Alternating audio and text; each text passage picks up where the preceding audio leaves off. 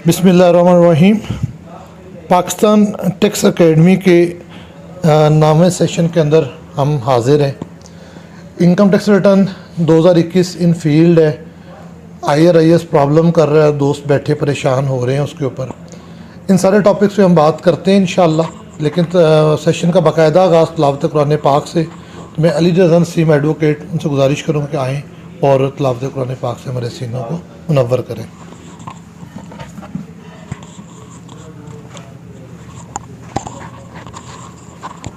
बिस्मिल्लाहिर्रहमानिर्रहीम।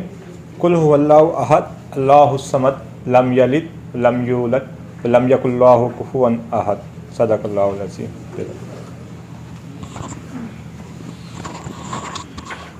सेशन को आगे बढ़ाते हुए सब हाज़रीन से गुजारिश करूँगा कि नबी मुकर्रम सल्लल्लाहु अलैहि वसल्लम पर दुरूद इब्राहिमी एक दफ़ा पढ़ें। अल्लाहुम्मा सल्लि अला मुहम्मदिन व अला आलि मुहम्मदिन व अला आलि मुहम्मद।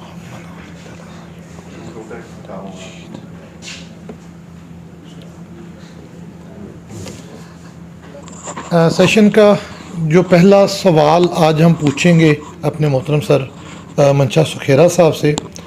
हिस्टोरिकली फ़ॉरेन रेमिटेंस का एक तस्वर है सेक्शन 111 इनकम टैक्स ऑर्डिनेंस के अंदर 111(4)(a) के अंदर, जिसके ऊपर एक तो उसका इशू था कि उसकी लिमिटेशन के हवाले से पहले अनलिमिटेड वो अलाउड थी, फिर 1 करोड़ की लिमिट लगी और आजकल 50 लाख की लिमिट है। और दूसरा उसके ऊपर जो प्रॉब्लम क्रिएट हुए सेक्शन 111 का रेफरेंस स्पेशली, उसके ऊपर जो बुनियादी प्रॉब्लम क्रिएट हुए कि जब 2001-2 के अंदर इनकम 2002 में जो ये इनकम टैक्स ऑर्डिनेंस जब हमारा आया तो उस टाइम पे जो बैंकिंग का निज़ाम था वो डिफरेंट था। बाद में बैंकिंग के निज़ाम में स्टेट बैंक के तहत तो बहुत सारी चेंजिंग तब्दीलियाँ आती गईं, लेकिन उन तब्दीलियों उन चीज़ों को अकॉर्डिंगली जो इनकम टैक्स ऑर्डिनेंस है हमारा उसके अंदर इनकॉर्पोरेट नहीं किया गया। तो सेक्शन 11(4)(a) के हवाले से प्रॉब्लम आने शुरू हुए कि जो तो पेमेंट्स अकाउंट्स में आ रही हैं प्रॉपर, उनके ऊपर जो कन्वर्जन रेट बैंक में लगता है, बैंक सर्टिफिकेट देता है, वो तो ठीक हो गया, लेकिन जो पेमेंट्स थ्रू जो आपकी मनी एक्सचेंजर्स आ रही हैं बैंकिंग का, उनके ऊपर क्या क्या आपके रुपये में पाक रुपये अकाउंट हिट हुए हैं बाहर से आके, या आपने वेस्टर्न यूनियन मनी ग्राम की पेमेंट्स हैं वो बैंक काउंटर से वसूल की हैं, अकाउंट में नहीं आई लेकिन अब जरिए बैंक वसूल की हैं, या फिर आपने वेस्टर्न यूनियन मनी ग्राम की जो फ्रेंचाइजीज़ हैं जो प्राइवेटली ओपन है वहाँ से वसूल की हैं। तो इनके ऊपर डिपार्टमेंट का बड़ा डिफरेंट व्यू, हर ऑफिसर का एक अपना व्यू था। इसके ऊपर हिस्टोरिकली दोस्त जानते हैं कि एक FTO साहब ने एक केस के अंदर सियालकोट का केस था और उसमें दोस्तों ने सियालकोट टैक्स बार के दोस्तों ने एफर्ट की, उन्होंने एक केस के अंदर FBR को हुक्म दिया कि आप ये जो मनी ग्राम वेस्टर्न यूनियन के ब्रांचेस से वसूल शुदा रकूम है इनको आप जो है तस्लीम करें। उसके ऊपर डिपार्टमेंट ने FBR ने प्रेसिडेंट साहब को उसके ऊपर अपील फ़ाइल की। वो अपील भी अल्हम्दुलिल्लाह टैक्स पेयर्स के हक़ में हुई। इस सारे FTO का प्रेशर, प्रेसिडेंट साहब का ऑर्डर और बार्स का प्रेशर और हमारे टैक्स दोस्तों जो कंसल्टेंट हैं दोस्तों के सारी इनपुट के साथ FBR ने आखिरकार 30 अगस्त 2021 को सर्कुलर नंबर 5 ऑफ 2022 जो है वो एक जारी किया, जिसके ऊपर फॉरेन रेमिटेंस के हवाले से उन्होंने स्टेट बैंक की जो क्लैरिफिकेशन जो उसने FTO में फ़ाइल की थी उसको एडमिट करते हुए अपने तमाम फील्ड फॉर्मेशंस को कहा है कि आप इसको अडॉप्ट करें। अब वो जो स्टेट बैंक की वो जो सारी इंटरप्रिटेशन है वो क्या थी, SRO के तहत एक सर्कुलर के तहत इसका FBR अथॉरिटीज़ पे इसको मानना किस तरह लाजम है कि नहीं, इसकी क्या हिस्ट्री थी, इसके लिए मैं गुजारिश करूँगा अपने उस्ताद मोहतरम सर मंशा सुखेरा साहब से कि सर हमें तफसीली रहनुमाई करें।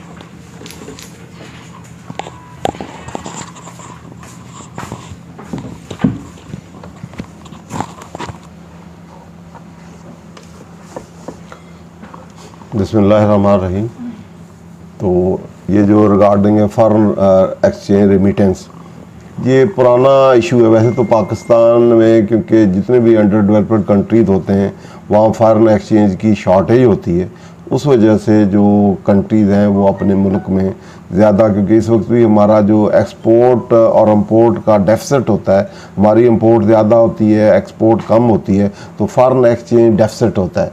तो उसको मीटअप करने के लिए या इनकरेज करने के लिए तो अंडर डेवलप्ड कंट्री जो है जहाँ डेफिसिट फॉरेन एक्सचेंज डेफिसिट हो तो उस सिचुएशन में वो बैलेंस ऑफ पेमेंट भी इसको कहते हैं, करंट अकाउंट होता है, ओवरऑल होता है, तो इसमें जो डेफिसिट होता है उसको मीटअप करने के लिए या इनकरेज करने के लिए तो जो टैक्सेशन इंसेंटिव्स होते हैं तो मुल्क में वो दिए जाते हैं ताकि लोग बाहर से पैसे पाकिस्तान में लाएं और फॉरेन एक्सचेंज हमारी जो शॉर्टेज है वो मेकअप हो या एक्सेस हो, तो हमारे जो फॉरेन बिल्स चल रहे हैं उसके लिए हमारे पास सरप्लस करेंसी हो, लोन शोन बारो किए हुए हैं वो फॉरेन करेंसी में होते हैं ताकि वो हम उनको वापस दे सकें।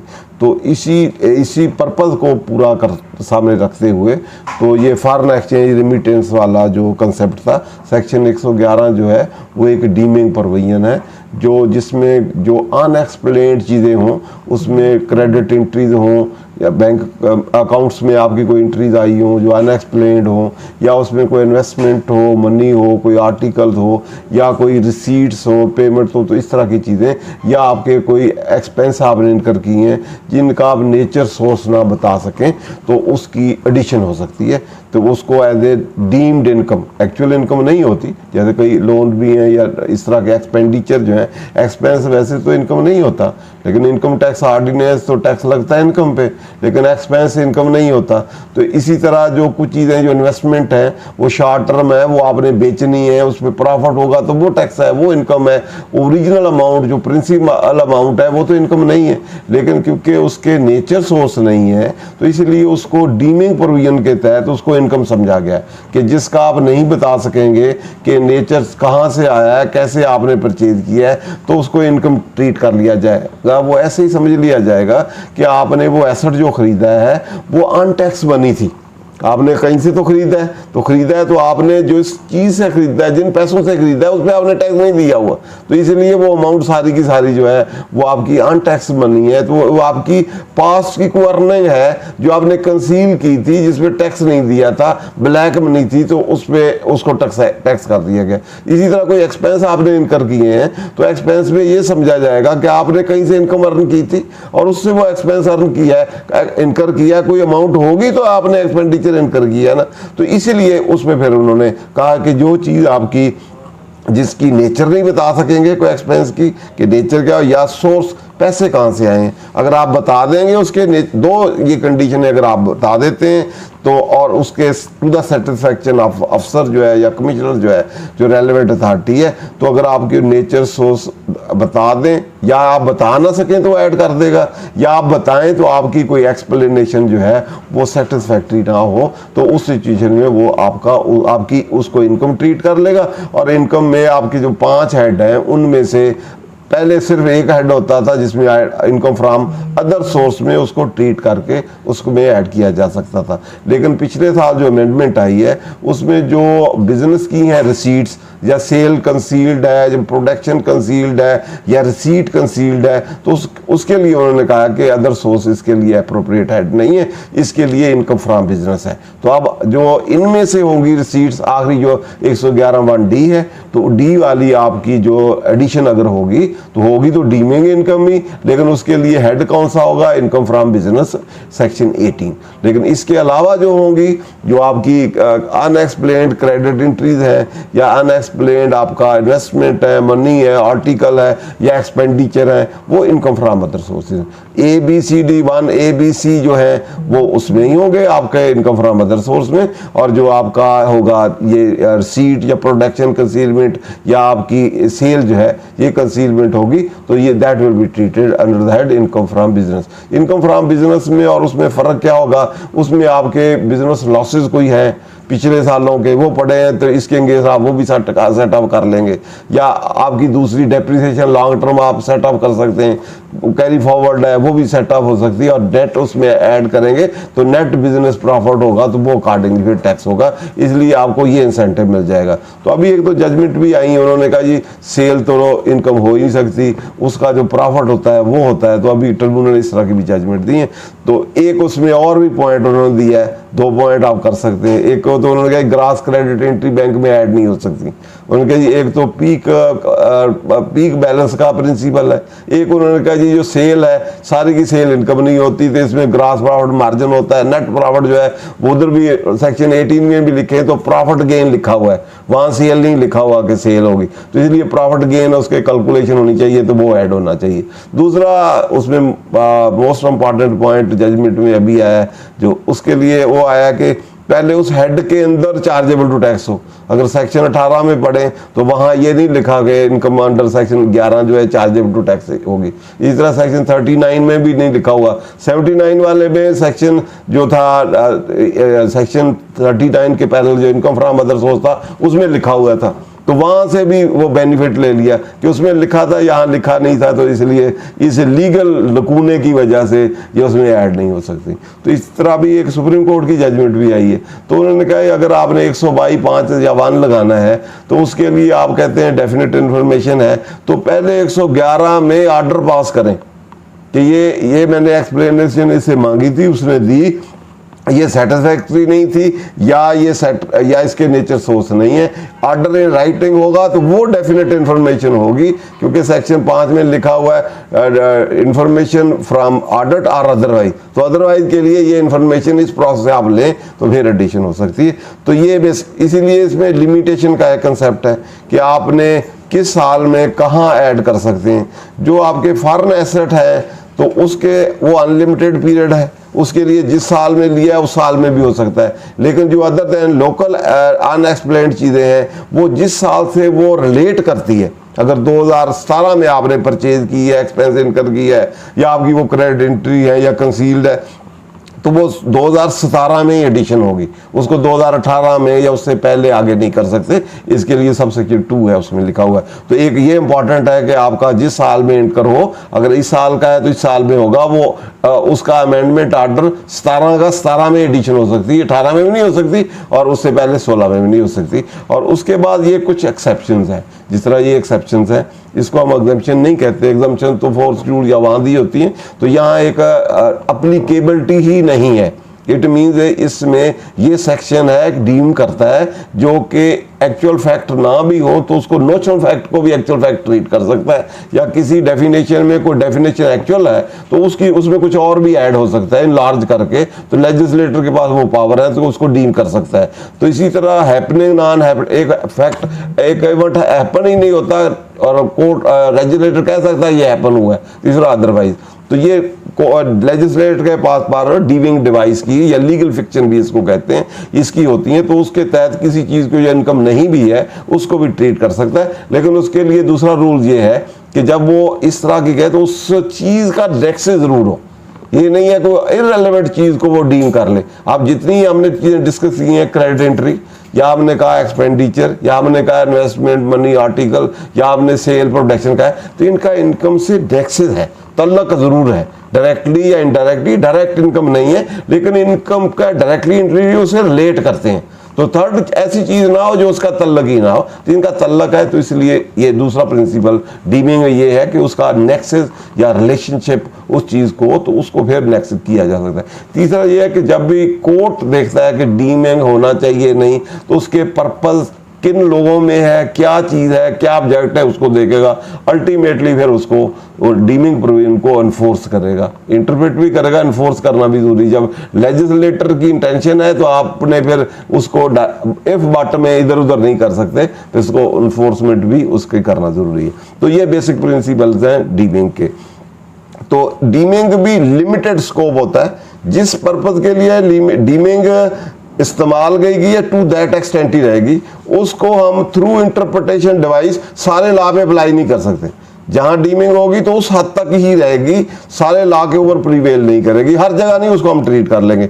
उस एक्सटेंट लिमिटेड या इसको हम कहते हैं स्ट्रिक्ट इंटरप्रिटेशन होती है, उसी हद तक उसकी इंटरप्रिटेशन करनी, वहां तक कि विद इन दैट स्कोप रहेगी, एक्सटेंड स्कोप अब नहीं कर सकते, या कोर्ट कोई करेगा भी तो court with in that he उसको रखेगा। तो इसमें जो एक्सेप्शन है या जिसमें ये सेक्शन अप्लाई ही नहीं होगा, तो इसके लिए ये एक एक्सेप्शन है कि अगर आप पहले ये जो इसकी अगर हम हिस्ट्री देखें तो पहले अनलिमिटेड अमाउंट थी। आप फॉरेन एक्सचेंज इसमें आप दो देख सकते हैं, इसमें उन्होंने कहा फॉरेन एक्सचेंज बायर से जो पैसे आएंगे वो उसकी नेचर सोर्स नहीं पूछा जाएगा। नेचर सोर्स में मतलब कहाँ से आए हैं और उसकी अर्निंग का सोर्स किसने कमाए हैं, कैसे आए हैं, ये नहीं पूछा जाएगा। तो इसके लिए फिर उन्होंने 4 कंडीशन लॉ में दी हुई थी पहले भी, अब लिमिट भी फिक्स कर दी है, 5 मिलियन तक है, 5 मिलियन तक है। तो पहले इसकी अनलिमिटेड अमाउंट थी, 1 साल में आप जितनी भी अमाउंट बाहर से आती थी उससे आपको उसकी नेचर सोर्स नहीं पूछा जाता था कि कहाँ से आई। और 4 कंडीशन ये थी कि वो पहली फॉरेन एक्सचेंज में आए, दूसरी ये है कि बैंकिंग चैनल से आए, तीसरा ये है कि वो फॉरेन करेंसी में आए और इधर इनकैशमेंट हो इनटू पाक रुपी।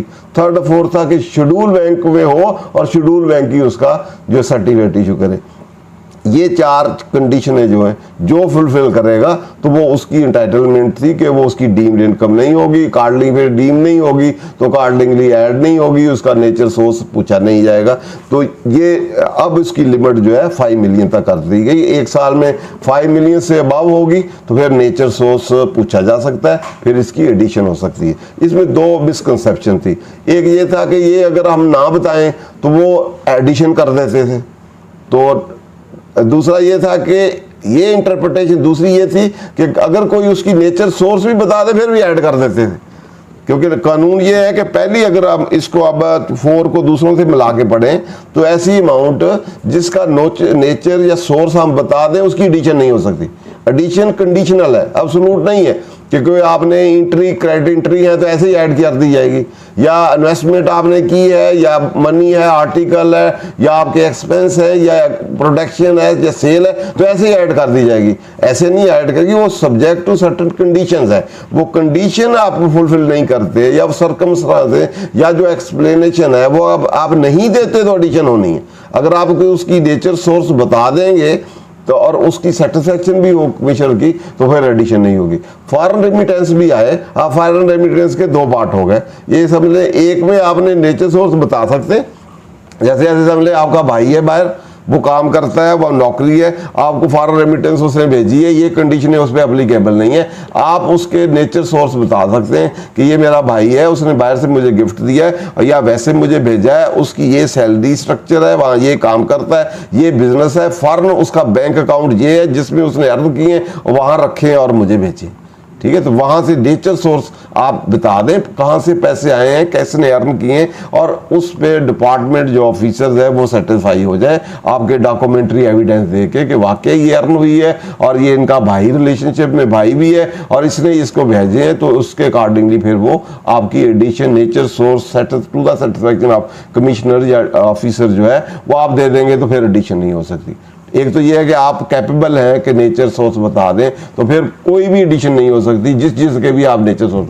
दूसरा ये है कि आपके पास कोई नेचर सोर्स ही नहीं है, तो ये आपको किसी ने भेजे हैं, होम रेमिटेंस है या अदरवाइज है, तो आपको नहीं पता किसने भेजे हैं, कहाँ से भेजे हैं, या आपको पता भी है तो आप कहते हैं कि मैं बता नहीं सकता, ना मुझे नेचर का पता है ना सोर्स है। मेरे पास तो ये 4 कंडीशन जो स्टैट्यूट में दी हैं ये फुलफिल्ड है, तो इसीलिए मेरी इंटाइटलमेंट है एक्सेप्शन की, ये डीम्ड इनकम हो ही नहीं सकती, क्योंकि 4 मैंने जो बताई हैं वो आप दे दें तो फिर उतनी होगी और अमाउंट उतनी हो, उससे अबाव ना हो। इसमें बेसिकली जो और क्वेश्चंस डिफरेंट आते हैं वो ये है कि जो इसके रिलेटेड लॉज हैं वो पहले हम उसको देख लें। एक इकोनॉमिक रिफॉर्म एक्ट आया था 1992 में, एक तो वो इम्पॉर्टेंट है, उसमें फॉरेन एक्सचेंज को प्रमोट करने के लिए उसमें कुछ दिए हैं कि आप फॉरेन करेंसी अकाउंट रखेंगे पाकिस्तान में, उसमें जो प्रॉफिट्स होंगे या अमाउंट्स होंगे या उसको पूछा नहीं जाएगा कितनी भी अमाउंट हो, उसको प्रमोट करने के लिए फॉरेन एक्सचेंज जो करेंसी बाहर से ज़्यादा है, जो नॉन रेजिडेंट है पाकिस्तानी है बाहर गए हुए हैं,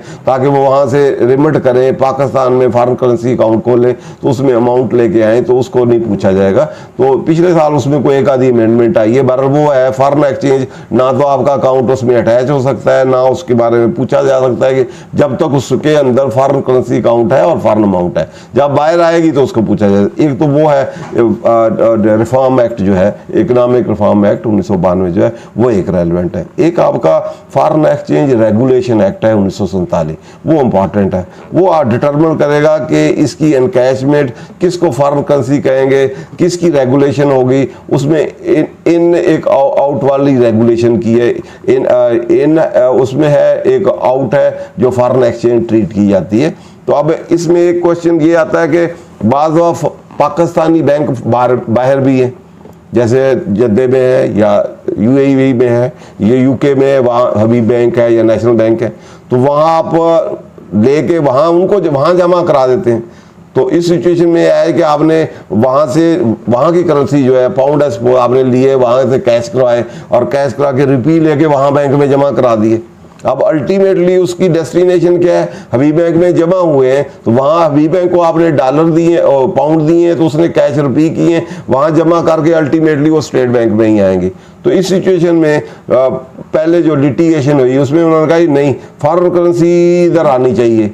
तो जो ट्रिब्यूनल में फैसला दिया, उन्होंने अंगेज दिया कि ये फॉरेन करेंसी पाकिस्तान में आए, पाकिस्तान में बैंक में आए, बैंक इन कैश करे इनटू रुपी और उसका शेड्यूल बैंक को सर्टिफिकेट दे, तो फिर एग्जम्पशन होगी। ये तो पाकिस्तान में पैसे तो आए नहीं, ये तो यूके में ही पैसे दे दिए गए हैं, इवन दो हबीब बैंक को दे दिए गए हैं, तो इसलिए ये इस पे ये एग्जम्पशन नहीं बनती। तो ये ट्रिब्यूनल ने इस पे फैसला दिया।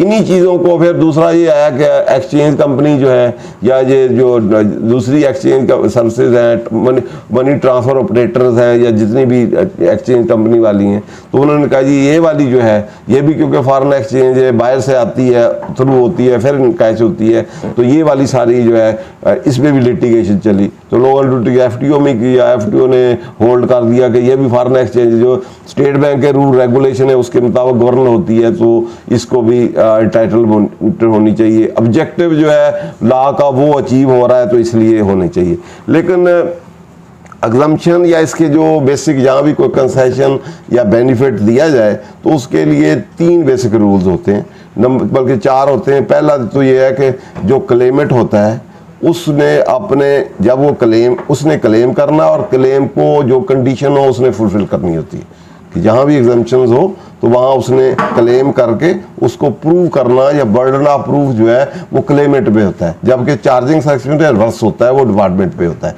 इसी तरह क्लेमेंट पे है। दूसरा ये है कि जहाँ डाउट आ जाए कि लैंग्वेज में डाउट हो कि या कोई एम्बिग्युइटी हो, तो उस सिचुएशन में जो इंटरप्रिटेशन होगी वो in favour of the state होगी, in favour of the tax payer नहीं होगी। जहाँ के लैंग्वेज में चीज़ें नहीं फुलफिल होती या 2 इंटरप्रिटेशन होती हैं, तो उसका बेनिफिट जो है जो स्टेट को जाता है वो फिर टैक्स पेयर को जो क्लेमेंट है उसको नहीं जाता। उसकी रीज़न ये है कि एग्जम्पशन में जब उसको कंसेशन या एग्जम्पशन दी जाती है तो बर्डन दूसरों पे बढ़ता है।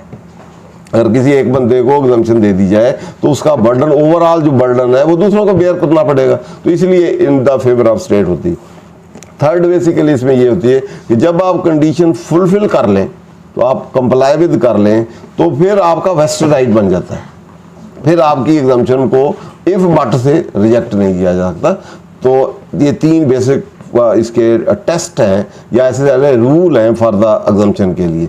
तो यहाँ अगर हम रूल को फॉलो करें तो रूल के मुताबिक तो जो जितनी ये एक्सचेंज कंपनी है या दूसरी हैं वो शेड्यूल बैंक नहीं है, क्योंकि शेड्यूल बैंक होना भी एक कंडीशन है और आए भी शेड्यूल बैंक में, ठीक है, पर्पज अचीव होता है कि बाहर से आए, वहाँ हबीब बैंक को भी दिया तो अल्टीमेटली तो पाकिस्तान की करेंसी में ही चेंज हुआ है ना, वहाँ बाहर चेंज हो गया तो अल्टीमेटली तो यहाँ आ गया। और ये जो एक्सचेंज वाले हैं ये भी तो फॉरेन करेंसी लेके ही उसके अंगेज चेंज करते हैं, तो रुपये करते हैं, तो ऑब्जेक्टिव तो अचीव हो रहा है। जो करेंसी है वो तो फॉरेन से पाक में कन्वर्ट हो रही है और फॉरेन रेमिटेंस भी है डायरेक्टली या इनडायरेक्टली। अल्टीमेटली जो हमारे स्टेट बैंक है उसके फॉरेन एक्सचेंज रिजर्व जो है वो तो बढ़ रहे हैं, इसमें तो ऑब्जेक्ट अचीव हो रहा है। लेकिन ये सारी कंडीशन जो है वो पूरी नहीं होती जो उसमें लेजिस्लेटर ने फुलफिल की है। अगर हम इसके पर्पज इंटरप्रिटेशन लें तो उसके मुताबिक तो किसी भी तरीके से हमारे फॉरेन एक्सचेंज रिजर्व बढ़ जाएं जिसमें फॉरेन करेंसी को पाक रुपये में कन्वर्ट कर दें, तो डायरेक्टली हो इनडायरेक्टली हो बाहर हमारे पाकिस्तानी बैंक में जमा हो जाएं या यहाँ हो जाएं या यहाँ कन्वर्ट हो या थ्रू एक्सचेंज कंपनी हो, तो पर्पस तो अचीव हो रहा है। वो जो फॉरेन एक्सचेंज रिजर्व्स हैं और रेगुलेशन जो है बैंक के जो एक्सचेंज वो भी फुलफिल हो रहे हैं। लेकिन वो जो कंडीशंस इनकम टैक्स लॉ में है वो स्ट्रिक्टली उस तरह फुलफिल नहीं हो रही, या जो एग्जम्पशन के रूल्स हैं वो उस तरह फुलफिल नहीं हो रहा है। तो इसलिए उन्होंने इधर में जो एक जजमेंट भी दी है सुप्रीम कोर्ट की आर्मी वेलफेयर की 1992 की 1655 इस SRO में, वो भी डिस्कस की। उसमें भी यही रूल जो मैंने बताए यही डिस्कस, उसके मुताबिक उन्होंने कहा उसके मुताबिक तो बनती नहीं है, लेकिन उन्होंने कहा क्योंकि FTO ने फैसला दे दिया है कि इसकी पर्पज इंटरप्रिटेशन करनी चाहिए। आजकल वैसे भी कुछ चीज़ों में एक और इंटरप्रिटेशन भी है, जहाँ कहीं इंडस्ट्री को बूस्ट करने के लिए या किसी चीज़ को बूस्ट करने के लिए या इकोनॉमी को बूस्ट करने के लिए कोई अगर एग्जम्पशन दी जाए, या जिस तरह NGOs हैं, NPOs हैं, उनको इंसेंटिव दिए जाएं, तो वो ऐसे ही होते हैं जो काम गवर्नमेंट ने करना होता है वेलफेयर का, वो कर रही होती हैं, तो वो गवर्नमेंट को सप्लीमेंट कर रही होती हैं उनके, तो वहाँ ये इंटरप्रिटेशन रिवर्स हो जाती है। जो मैंने कहा कि डाउटफुल हो तो इन फेवर ऑफ द स्टेट होती है, तो वहाँ इन फेवर ऑफ द फिर क्लेमेट हो जाती है, क्योंकि उसमें उसका इंडिविजुअल बेनिफिट नहीं होता, पूरी स्टेट का फायदा होता है। जैसे बूस्ट ऑफ इंडस्ट्रियलाइजेशन के लिए जो इंसेंटिव्स हों, जैसे पीछे आती रही हैं 5 साल के हैं या टैक्स क्रेडिट्स हैं, तो उसके लिए इरम घी मिल की एक जजमेंट है कि जहाँ कहीं इंडस्ट्रियल बूस्ट ऑफ इंडस्ट्रियल है, जैसे फॉरेन एक्सचेंज, ये भी तो मुल्क की नीड है ना, एक इंडिविजुअल की तो नीड नहीं, तो इस तरह की जो हो तो उसके लिए, या NPO NGOs हो, चैरिटेबल ऑर्गेनाइजेशंस हो, वहाँ जहाँ कहीं एग्जम्पशंस हो तो वहाँ फिर वो जो इंटरप्रिटेशन का रूल है कि इन फेवर ऑफ द स्टेट होगा और अंगेजा क्लेमेट होगा, उसके फिर रिवर्स होगा, that will be in the favour of Clement not in the favour of state, क्योंकि वो स्टेट की ओवरऑल इकोनॉमी के लिए, उसकी वेलफेयर के लिए। तो इसके लिए फिर इसको FTO ने फैसला दिया कि इसको भी लीनियंट कंसीडर करते हुए फिर प्रेसिडेंट ने भी फेवर में दे दिया, तो अब FBR ने उस पर सर्कुलर इश्यू कर दिया। FBR ने भी कहा है वैसे तो कंडीशन नहीं फुलफिल हो रही, लेकिन इसको लीनियंट कंसीडर किया जाए, और जितनी अपीलें पेंडिंग पड़ी हैं उसकी अगर फेवर में आ जाए टैक्स पेयर के, तो इसको आगे अपील भी ना की जाए। तो FBR के सर्कुलर जो होते हैं, ये सर्कुलर लेजिस्लेशन नहीं होती, एग्जेक्टिव ऑर्डर होते हैं। एक तो ये होते प्रोस्पेक्टिव है, रिट्रांसपेक्टिव नहीं होते, और दूसरा ये कुज़ाए जुडिशल अथॉरिटी या जुडिशल अथॉरिटी पे बाइंडिंग नहीं होते। अगर DC है तो वो कुज़ाए जुडिशल फंक्शन कर रहा है, जो कमिश्नर है वो भी अपील जो है वो भी कुज़ाए जुडिशल फंक्शन कर रहा है, इस तरह ट्रिब्यूनल है वो भी कर रहा है, इस तरह कोर्ट जो है वो भी कर रहा है, इस तरह आगे भी है, उन पे बाइंडिंग नहीं होते। लेकिन 1992 PTD1 एक जजमेंट है जिसमें अदरवाइज भी जहाँ रेलेवेंट सेक्शन है वो मेरा ख्याल 214 है जो इनकम टैक्स का है, उसमें जो भी इंस्ट्रक्शन, डायरेक्शन या ऑर्डर ऑफ FBR है वो इनकम टैक्स अथॉरिटीज पे बाइंडिंग है, लेकिन other than who is exercising quasi judicial authority, तो उन पे बाइंडिंग नहीं, बाकी पे बाइंडिंग है। तो बाइंडिंग की सिचुएशन में जब उन्होंने इशू कर दिया तो हम क्लेम कर सकते हैं कि वो इसको फॉलो करें, फॉलो करके कार्डिंग नहीं करें। और दूसरा भी क्योंकि लॉ को इन्फोर्स करना होता है डिपार्टमेंट ने, तो डिपार्टमेंट उसको इन्फोर्स नहीं करेगा, मान लेगा, तो फिर और कोई थर्ड पार्टी तो है नहीं जो कि उसको कहे कि आप इसको ना माने। इसलिए क्योंकि लॉ लेजिस्लेटर बनाता है, इंटरप्रेट कोर्ट करता है, और इन्फोर्सेबिलिटी सारी डिपार्टमेंट की है। डिपार्टमेंट चाहे तो रीओपन करे ही ना, 5 साल गुजार दे और सारी आपके फेवर हो जाए, चाहे तो वो कर ले। तो इसलिए इन्फोर्सेबिलिटी उनके पास है, इन्फोर्समेंट उसकी उन्होंने करना है, एग्जीक्यूशन उन्होंने करनी है, तो वो इसको इम्प्लीमेंट कर सकता है। वैसे भी जब बोर्ड ने दिया है तो बोर्ड अपने लोअर एडमिनिस्ट्रेटिव जितनी भी अथॉरिटी उनके कंट्रोल में ही आती हैं, तो इसकी इन्फोर्सेबिलिटी बोर्ड कर सकता है। ना कोई करे तो डिसिप्लिनरी एक्शन भी ले सकता है कि मैंने ये डायरेक्शन ऑर्डर दिए तो आप एज ए एडमिनिस्ट्रेटिव नेचर के हैं तो उसकी कंट्रोलिंग कर सकते हैं। Thank you. आज इसमें कोई क्वेश्चन है तो 272 सेक्शन है, 272 सेक्शन है ये जो आप बता रहे हैं। कौन सा जो बाइंडिंग है उसके लोअर अथॉरिटीज 272 देखें मतलब वो तो टाइम लिमिट का है, 214 है। सर इस पे सवाल ये है कि मेरा फॉरेन करेंसी अकाउंट है, मैंने डाला, अच्छा इसमें साथ ही मैंने दिए तो साथ रूल 5 भी है, क्लास 5 है, पार्ट 4 वो 72 इनकम टैक्स और सेल टैक्स का, या 214 है। पार्ट 4 ऑफ सेकंड शेड्यूल की क्लास 5 भी है, जो जिसमें कहा गया है कि सेक्शन 111 जो है वो फॉरेन एक्सचेंज करेंसी अकाउंट जो है उस पर एप्लीकेबल नहीं हुआ, सर्टन लिमिट है 214 14 ही होगा और कहाँ से वो 72 है उसका सेल टैक्स का, सेल टैक्स में वो है और यहाँ 214 पढ़ के दिखा दें। तो आपने अभी फॉरेन करेंसी का जिक्र किया, foreign currency simple 214 income tax authority to follow the order of the board subject to subsection all income tax authority and other person employed in the execution of this ordinance shall observe and follow the order, instruction and direction issued by the board. No order, instruction, direction shall be given by the board that will interfere in the discretion of Commissioner of Appeal in the exercise of his appellate function. Clear जी? तो tribunal तो उसके control में नहीं होता, वो तो independent रहता है, तो कोर्ट भी नहीं होता, तो वहाँ तो दे ही सकते हैं, लेकिन ये कमिश्नर अपील इनके कंट्रोल में होता है, लेकिन उसको नहीं है दे सकते, लोअर वालों को दे सकते हैं। तो ये 214 इसके मुताबिक इसके तहत ये इशू किया गया और इसको उन्होंने फॉलो करना मैंडेटरी। क्लियर जी? आप क्वेश्चन? मेरे डॉलर अकाउंट है, उसमें डॉलर इसमें ना 5 भी देख लें, सेकंड शेड्यूल पार्ट 4 का 5 बेटा। डॉलर मेरे आए तो डॉलर अकाउंट में मैंने डॉलर निकलवा लिए, क्या वो भी नहीं? वो इन एक्सचेंज इनटू रुपीज नहीं हुए, शेड्यूल बैंक में एक फॉरेन करेंसी अकाउंट में आए और वहां से इन कैश की भी एक कंडीशन मैंने बताई, in cash into foreign currency, in cash into rupee, Pak rupee. Dollar निकाल लिए मार्केट में बेच दिए तो फिर तो वैसे मार्केट से खरीद के जमा करा लें, तो फिर वहां से निकलवा लें। बाहर से पैसे बैंक अकाउंट में आए और encashment foreign currency in cash into rupee through the schedule bank. Schedule bank में वही कराना है आपने, बाहर से नहीं कराना, क्योंकि शेड्यूल बैंक उन्होंने लिखा है स्पेसिफिकली। तो ये जितनी फॉरेन एक्सचेंज कंपनी ये शेड्यूल बैंक की डेफिनेशन में नहीं आती। इनका वो कहते हैं ना कि आप ये स्टेटमेंट से करवाती हैं, कोई शेड्यूल बैंक नहीं है। हाँ, तो शेड्यूल डॉलर इनके जरिए आया है, लेकिन वो नेटवर्क वो लिखा हुआ वो अकाउंट है स्टेट बैंक के साथ। वो तो मैंने पहले बताया ना कि लीनियंट व्यूज ले लिया तो ठीक है, ये सारे शेड्यूल बैंक नहीं है, कोई भी शेड्यूल बैंक नहीं। जैसे बाहर ही हबीब बैंक में जमा करा दिए पैसे, वहां से फॉरेन करेंसी ली, लेके हबीब बैंक को दे दी, हबीब बैंक ने कन्वर्ट की इनटू रुपी तो जमा कर दिया, स्टेट बैंक में तो आ गए।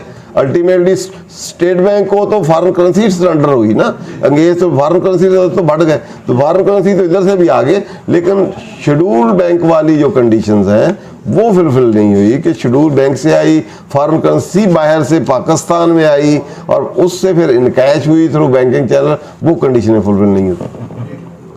5 कौन सा है ये? पार्ट 4 है बेटा, ये तो कोई और ही खोला है,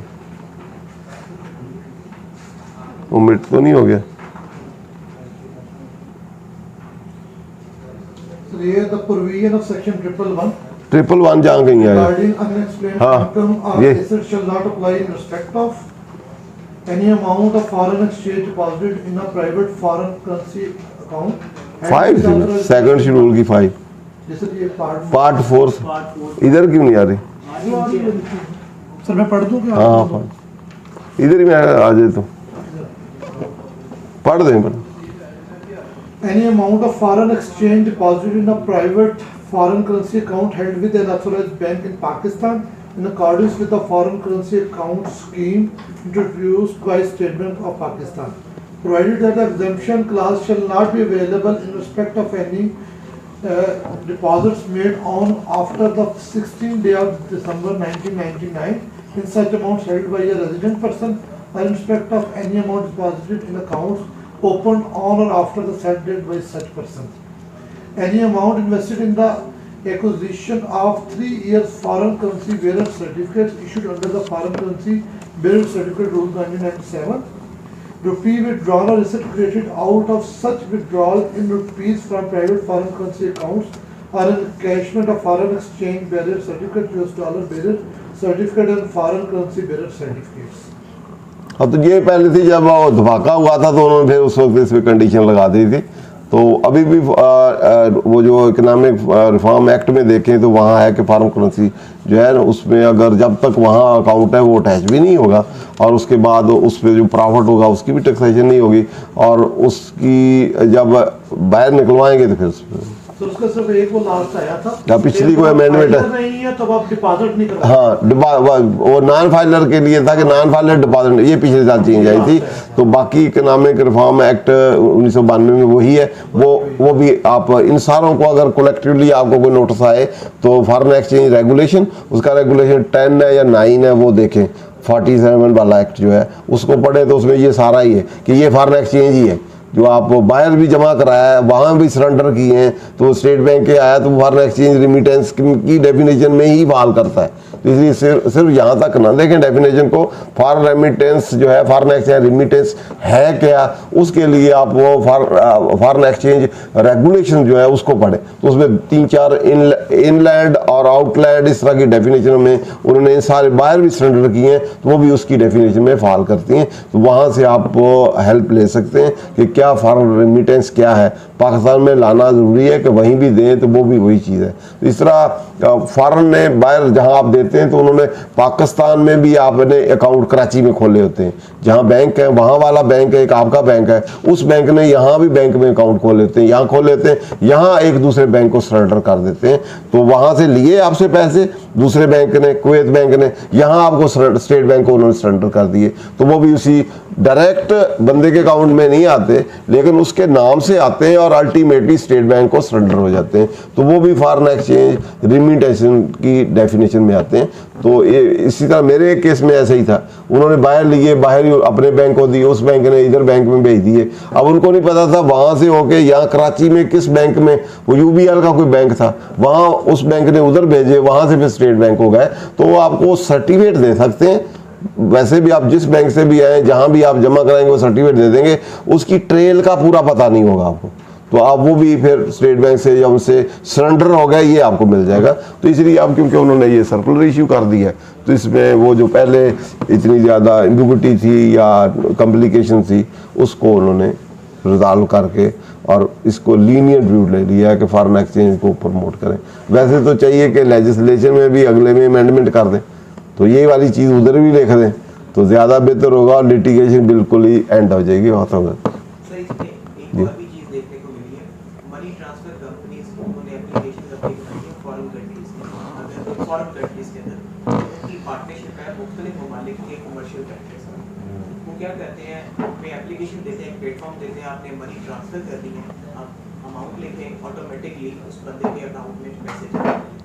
अब होता ये कि यहाँ पर जहाँ किसी बैंक में, हमारे मुल्क में किसी बैंक के साथ उसकी पार्टनरशिप है तो वो डायरेक्टली उसको पैसे ट्रांसफर कर देते हैं, और अगर हमारा अकाउंट उस बैंक में नहीं है किसी और बैंक में तो फिर पहले इस बैंक में जाएंगे और फिर वहाँ से दूसरे बैंक में ट्रांसफर। वो इसमें मेंशन है मनी ट्रांसफर ऑपरेटर जो है, तो बेसिकली इसमें जो ये तो है इनकम टैक्स लॉ, इसमें तो एग्जेम्प्ट है, लेकिन टेररिस्ट जब से टेररिज्म आया है, एंटी मनी लॉन्ड्रिंग आया है, तो वो लोग बेसिकली यहाँ से पैसे भेजते हैं, तो अपने पैसे ब्लैक मनी होती बाहर भेजा, बाहर भेज के थ्रू मनी एक्सचेंज कंपनी या मनी ट्रांसफर ऑपरेटर या दूसरे स्कीम जो है उससे इधर पैसे दिए, वो बाहर से किसी और वो अपने थ्रू भेज देते हैं, तो इधर वाइट कर लेते थे लोग।